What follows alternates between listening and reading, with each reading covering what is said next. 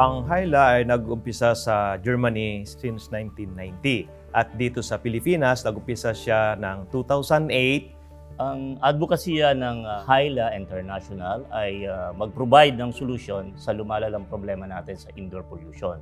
And ito yung magiging solution para proteksyonan ang bawat pamilyang Pilipino.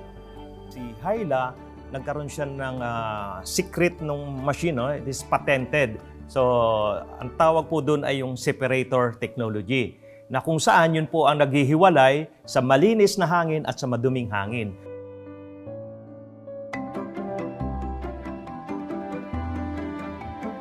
So, nandito po si Hyla Air and Room Cleaning System. Ito po yung water-based complete cleaning system. Ito po ay dinesign na i-duplicate yung Mother Nature. Dahil ang common problem po natin ngayon is yung pollution.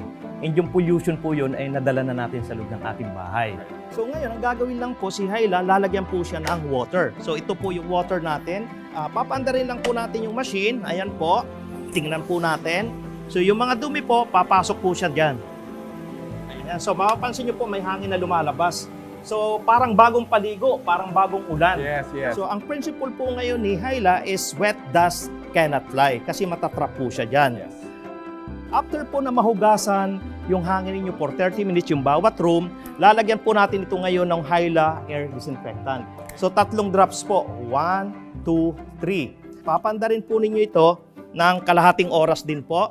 So ang maganda po nito, we have a remote control and nag-automatic shut po siya every 30 minutes. Okay. So after that po na ma-disinfect natin yung air, so this is AquaPress.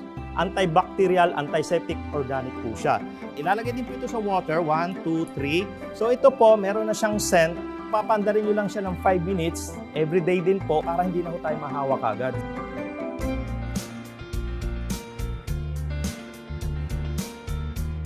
After po na makita natin yung Hyla na makapaghugas po siya ng hangin, makapag-disinfect, makapag-sanitize.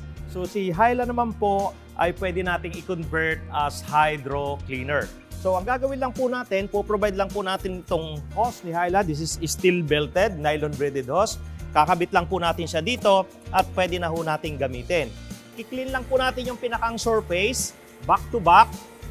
Then, i-check po natin, no? So, makikita po natin, nandito na po yung mga dead skin natin, pawis, at saka po yung dust mite.